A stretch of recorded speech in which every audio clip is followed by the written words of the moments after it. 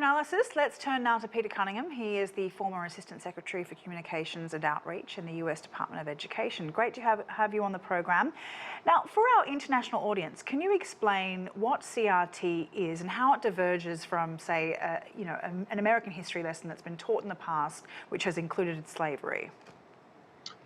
So CRT, which stands for Critical Race Theory, is a theory that racism is not just an accident of individual choices or something that some people do, but is actually a structural dimension of many aspects of our society, whether it's housing or employment or other issues like that. That CRT believes that racism is deeply embedded in our society, and it's generally a subject that is taught at the college level or even above. And a lot of people have alleged that CRT has been taught in K-12 classrooms. This is wholly untrue. It's not being taught in classrooms. Some of the people who are teaching history may have learned about it when they were in graduate school. That doesn't mean they're teaching it to kids. Right. I read an article just a moment ago by a historian. He said that most of his professional colleagues, so, American history academics, say that they too oppose critical race theory and that they're determined to protect a version of our national history shaped by white supremacy.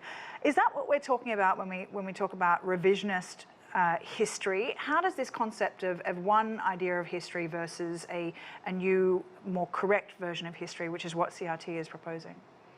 Right. I think people need to begin by understanding that this isn't about history. This isn't about education. This isn't even about parents' rights. This is about politics. We've entered a new phase of politics in America in the last 7 or 8 years, where people are normalizing hate, and they're normalizing hostility to immigrants, hostility to people of color, hostility to women, hostility to LGBTQ. That's now been permitted. They now have permission to say these things publicly. And CRT is tapping into that permission structure and allowing people to stand up and say, stop teaching my kids that white people sinned, or that white people committed crimes by the way they managed slavery and other things, lynchings, etc.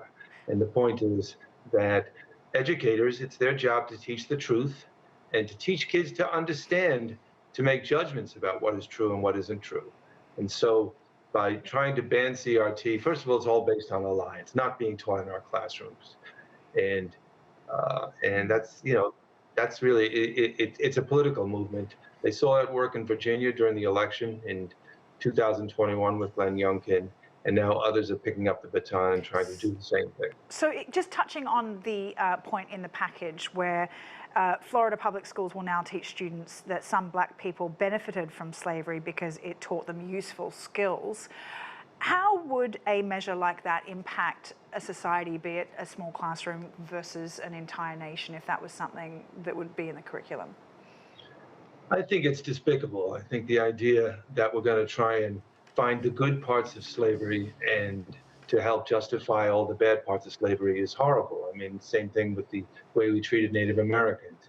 If one of the thousands of treaties with Native Americans was honored, does that mean actually there was a good part to the way we treated Native Americans, or does the fundamental facts remain the same, which is that we essentially annihilated an entire race of people, we moved them off their land, and I think it's really despicable what they're trying to do, and I think it's destructive to the foundations of America, to our democracy, to the purpose of education, which is to help kids think.